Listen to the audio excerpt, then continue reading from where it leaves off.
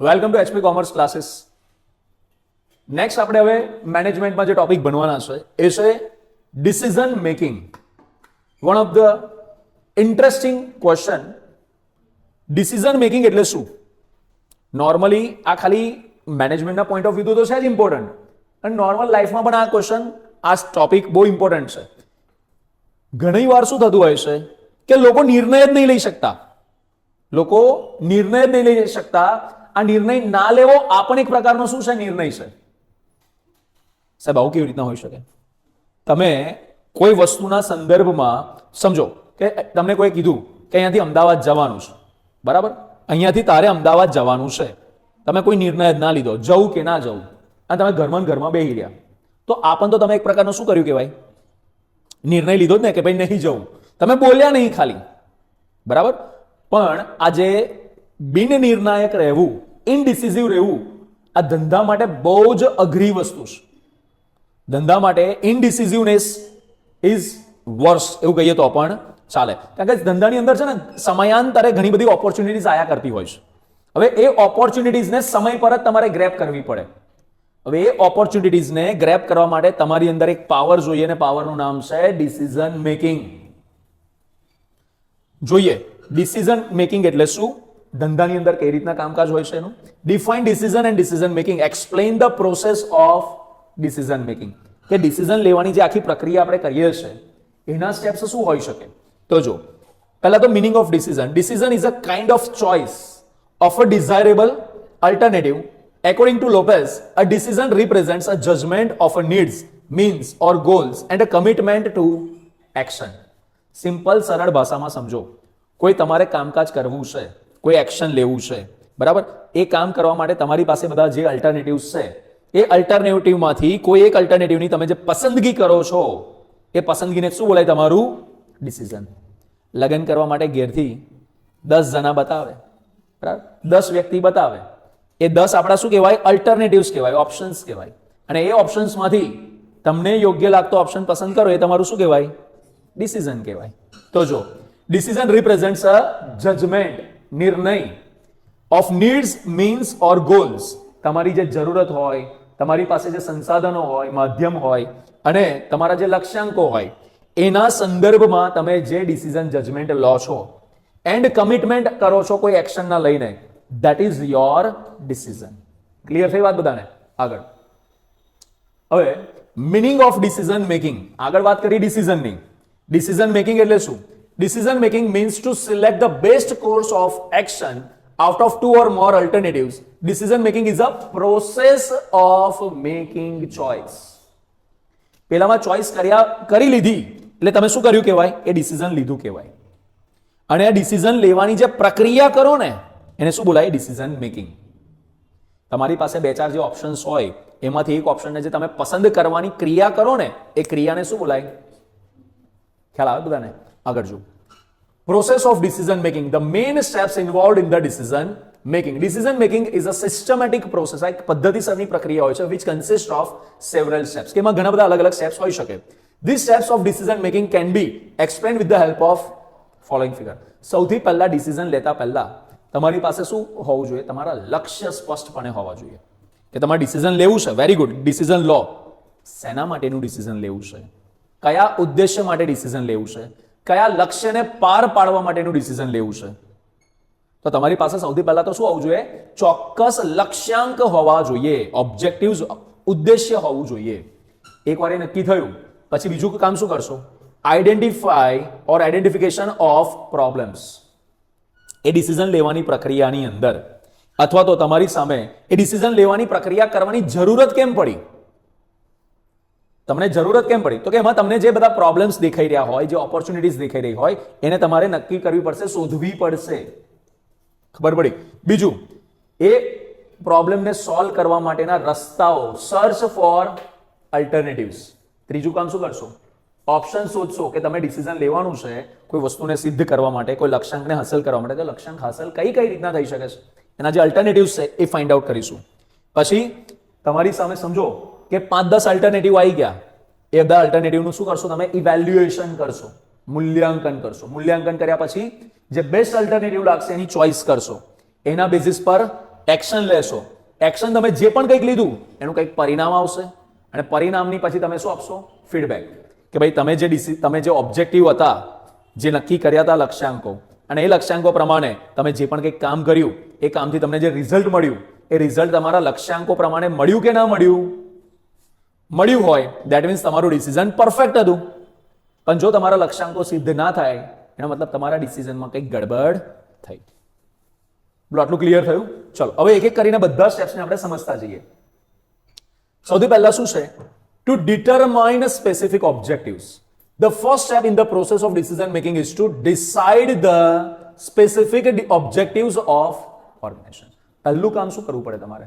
ડિસિઝનની પ્રક્રિયામાં તમારે તમારા લક્ષ્યાંકો નક્કી કરવા પડે, ઉદ્દેશ્યો નક્કી કરવા પડે. બીજું, આઈડેન્ટિફિકેશન ઓફ પ્રોબ્લેમ્સ. બીજું કામ શું કરવું પડે? જે મુશ્કેલીઓ છે, તકલીફો છે, એને શોધવી પડે. In this step, a manager has to identify the problems to be solved. કયા પ્રોબ્લેમ છે જેને સોલ્વ કરવા માટે તમે ડિસિઝન લઈ રહ્યા છો? પ્રોબ્લેમ્સ ટુ બી સોલ્વ, એને આઈડેન્ટિફાઈ કરીશું. This process includes diagnosis and analysis of the problem. અચ્છા, પ્રોબ્લેમને સોલ્વ કરવા છે, કરીશું. પહેલા એ તો ખબર હોય કે પ્રોબ્લેમ શું છે. ડોક્ટરની પાસે ગયા, દવા લેવાની જ છે, પણ ડોક્ટરને ખબર તો પડે કે તમારી બીમારી શું છે. એને ડાયગ્નોસ તો કરીશું ને, પહેલા એને તપાસ તો કરીશું ને, પછી એનું મૂલ્યાંકન થશે ને એ પ્રમાણે પછી તમારી દવા આવશે. બરાબર? તો diagnosis, it is the process of identifying a disease. મતલબ જે પ્રોબ્લેમ છે એને સૌથી પહેલા તમારે શોધવો પડે. From its signs and symptoms, એના જે સંકેતો હોય, જેના ચિહ્નો હોય, બરાબર, જે તમારા એના રિલેટેડ લક્ષ્યાંક, પેલા જે લક્ષણો હોય એ તમારે જોવા પડે. કોઈ વ્યક્તિ બીમાર છે કઈથી ખબર પડે? કે એનું શરીર ગરમ હોય તો ખબર પડે કે આ વ્યક્તિ બીમાર છે. એકદમ ગરમ શરીર હોય, બરાબર, અને બહુ ઠંડી ચડી જતી હોય, કાં તો બહુ જ ગરમી લાગતી હોય, બરાબર, એને મોઢું કડવું થઈ ગયું હોય, તો આ બધી પરિસ્થિતિને શું કહેવાય? કે વ્યક્તિ બીમાર છે. તો શું કહેવાય? એના સાઇન્સ એન્ડ સિમ્ટમ્સ કહેવાય. ખબર પડે બધાને? આગળ example, if the turnover of employee is very high in an organisation, it indicates that there is something wrong in the organization. Here, high turnover of employee is the symptom which indicates existence of problem. એક ઉદાહરણ અહીં ઘડી, એક problem આપણને ખબર પડી. શું problem ખબર પડી? ભાઈ, કંપનીમાંથી એમ્પ્લોઈઝ બહુ વધારે છોડીને જાય છે. ટર્નઓવરનો મતલબ શું? કે બધા બહુ કંપનીમાંથી છોડીને જવા અને નવા કંપનીમાં લેવા. તો છોડીને જવા લેવાની આ જે પ્રક્રિયા છે ને, આને ટર્નઓવર કહેવાય. તો કોઈ કંપનીની અંદર જો એમ્પ્લોય ટર્નઓવર રેશિયો બહુ વધારે હોય, that means there is a problem. તો પ્રોબ્લેમ છે એવું ખબર પડી કે ના પડી? ઓકે. બીજું, એનાલિસિસ ઓફ અ પ્રોબ્લેમ. અચ્છા, પ્રોબ્લેમ છે ખબર પડી, પણ પ્રોબ્લેમ કેટલો અઘરો છે એ પણ તો જોવું પડશે.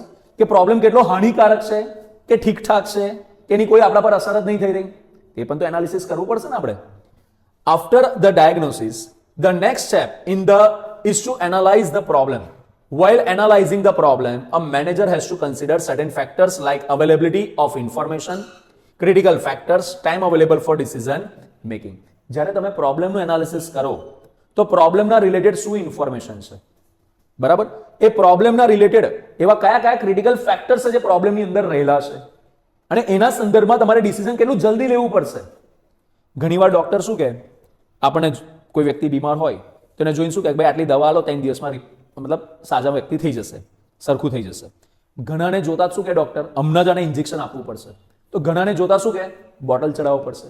મતલબ એનું એનાલિસિસ કર્યા પછી, એની ઇન્ફોર્મેશન ગેધર કર્યા પછી આગળ શું કરવું એ નિર્ણય લેવાતો હોય. તો અહીંયા શું કરવું પડે? ડિસિઝન લેવા માટે પ્રોબ્લેમનું એનાલિસિસ કરવું પડે. પહેલા ડાયગ્નોઝ કરશો, પછી એનાલાઇઝ કરશો કે પ્રોબ્લેમ કેટલો સિવિયર છે, કેટલો હાનિકારક છે, એ જોવું પડશે. Next example, the problem of low demand or low sales may be due to change in taste and preference of customers, or due to increased competition, or due to low price or poor quality, etc. Here manager has to identify the real problem. manager શું કરવાનું છે? Real પ્રોબ્લેમને identify કરવો પડશે. જો ધ્યાનથી સમજો, કોઈ કંપનીની અંદર વેચાણ બહુ ઓછું થઈ રહ્યું છે, બરાબર, માલનું વેચાણ ઓછું થઈ રહ્યું છે, વસ્તુની ડિમાન્ડ ઓછી થઈ રહી છે. તો એના કારણો ઘણા બધા હોઈ શકે ને, કે કસ્ટમરના ટેસ્ટ એન્ડ પ્રેફરન્સ બદલાઈ ગયા હોય, લોકોની ઇન્કમ ચેન્જ થઈ ગઈ હોય, કોમ્પિટિશન વધી ગઈ હોય. આવા ઘણા બધા પરિબળો, ઘણા બધા કારણો હોઈ શકે કે નહીં. તો અહીં ઘડી મેનેજરે શોધવું પડશે કે એવું કયું કારણ છે જે આપણા પ્રોબ્લેમને માટેનું જવાબદાર છે એ શોધવું પડશે એને. નેક્સ્ટ, અહીંયા સુધી બધા ક્લિયર થયું? બે વસ્તુ કરી. કઈ બે વસ્તુ કરી આપણે? બોલો. પહેલું કામ આપણે ડિસિઝન મેકિંગની ક્રિયામાં શું કર્યું? આપણા સ્પેસિફિક ઓબ્જેક્ટિવ નક્કી કર્યા. અને બીજું, આપણા કામકાજની અંદર જે પ્રોબ્લેમ્સ રહેલા છે પ્રોબ્લેમ્સને શું કર્યા? આઈડેન્ટિફાઈ કર્યા. નેક્સ્ટ કામ શું આવશે? ચલો બોલો. Search for alternatives. પ્રોબ્લેમને સોલ્વ કરવા માટે, ઓબ્જેક્ટિવને અચીવ કરવા માટે જે રસ્તાઓ છે, અલ્ટરનેટિવ્સ છે, તે આપણે શું કરવા પડશે? શોધવા પડશે. After defining the problem, the next step is to develop or to find out alternative solutions, that is different ways of solving a problem. Here, it may not be possible to consider all the alternatives due to certain limitations. અહીં ઘડી કદાચ આપણે બધા જ અલ્ટરનેટિવને ધ્યાનમાં ના પણ લઈ શકીએ. So only few viable and realistic. Viable એટલે શક્ય, realistic એટલે વાસ્તવિક જે ઓપ્શન્સ હશે ને આપણે એને ધ્યાનમાં લેવા પડશે. Should be considered. Example, if finance is problem for an organization, it cannot consider that alternative which requires heavy investment. અચ્છા, આપણી સામે કોઈ પ્રોબ્લેમ છે એને સોલ્વ કરવા માટેના આપણી પાસે બધા બહુ ઓપ્શન્સ હોય, પણ એ ઓપ્શન્સમાંથી આપણે બધા ઓપ્શન્સને ધ્યાનમાં નહીં લઈએ. અમુક એવા જ ઓપ્શન્સ ધ્યાનમાં લઈશું જે આપણા માટે વાયેબલ હશે, શક્ય હશે, રિયાલિસ્ટિક હશે, વાસ્તવિક હશે. આપણે આપણી સંસ્થાની લિમિટેશન બી તો જોવી પડે ને. ધારો કે આપણે પ્રોબ્લેમ છે, નો ડાઉટ, હવે પ્રોબ્લેમને સોલ્વ પણ કરવો છે, પણ આપણી લિમિટેશન એ છે કે આપણે પ્રોબ્લેમને સોલ્વ કરવા માટે આપણી પાસે સંસાધનો મર્યાદિત છે, રૂપિયા મર્યાદિત છે. તો હવે શું કરવું પડશે? હવે આપણે પછી એવા ઓપ્શન શોધવા પડશે કે જ્યાં આગળ ઓછા ખર્ચમાં પ્રોબ્લેમનું સોલ્યુશન આવી શકે. ખબર પડી? તો એવા ઓપ્શન્સને આપણે ધ્યાનમાં લઈશું, બાકી બધા ઓપ્શન્સને આપણે નકારી નાખીશું. ચલો, there are three different methods of developing alternative solutions. કોઈ પ્રોબ્લેમને સોલ્વ કરવા માટેના જે આપણે રસ્તાઓ શોધી શકીએ છીએ, એ રસ્તાઓ શોધવાની પાછી ત્રણ રીત છે. કઈ ત્રણ રીત છે? પહેલી, ઓન પાસ્ટ એક્સપિરિયન્સ. સમજો કે આપણે ભૂતકાળમાં આવો સેમ પ્રોબ્લેમ થયો હોય, તો એ ભૂતકાળમાં આપણે પ્રોબ્લેમ કેવી રીતના સોલ્વ કર્યો હતો, આપણે પાસ્ટના અનુભવના બેઝિસ પર અત્યારે પણ એ સેમ એવું ડિસિઝન લઈ શકીએ છીએ. If a particular action was successful in past, it may become an alternative for future. પાસ્ટમાં કોઈ ડિસિઝન લીધેલું અને સક્સેસફુલ રહ્યું તો એ સેમ રીતના અત્યારનું પણ તો આપણે એક ઓપ્શન બની જાય કે નહીં, કે ભાઈ આપણે આ રીતના કામ કરી શકીએ. બીજું, પ્રેક્ટિસિસ ફોલોડ બાય અધર્સ. કે આવી સેમ પ્રોબ્લેમ ઊભો થાય છે તો બીજા બધા લોકો આ પ્રોબ્લેમને કેવી રીતના ટેકલ કરે છે, એ લોકો કયા રસ્તાઓથી આ પ્રોબ્લેમને સોલ્વ કરે છે. તો જો, a manager may consider the successful practices or steps adopted by, કે લોકો કઈ રીતના સ્ટેપ્સ લેતા હોય છે, લોકોની સામે સેમ પ્રોબ્લેમ અત્યારે એ લોકો કેવી રીતના ટેકલ કરે છે એ જોવું પડે. એન્ડ ત્રીજો ઓપ્શન શું છે આપણી પાસે અલ્ટરનેટિવ ક્રિએટ કરવાનો? Using creative technique. આપણે આપણી ક્રિએટિવ ટેકનિકનો યુઝ કરીએ, બરાબર? Creative process. A manager may use his own creation or creative ability to develop some new ideas. વ્યક્તિ પોતાના નવા આઈડિયા ડેવલપ કરવા માટે ક્રિએટિવિટીનો યુઝ કરે. તો આ ત્રણ રસ્તા છે જેનાથી આપણી પાસે નવા નવા અલ્ટરનેટિવ્સ બની શકે. કયા ત્રણ રસ્તા આયા? પહેલું, પોતાનો અનુભવ. બીજું, બીજા લોકો શું કરે છે. અને ત્રીજું, પોતાની ક્રિએટિવ એબિલિટી. ચલો, આ રીતના આપણી પાસે અલ્ટરનેટિવ્સ એકવાર તૈયાર થઈ ગયા કે પ્રોબ્લેમ્સ છે ને સોલ્વ કરવા માટે આપણી પાસે આવી રીતના અલ્ટરનેટિવ્સ આવ્યા. હવે શું કરશું? અલ્ટરનેટિવ્સનું ઇવેલ્યુએશન કરીશું, કારણ કે બધા અલ્ટરનેટિવ તો પર આપણે કામ નહીં કરી શકીએ.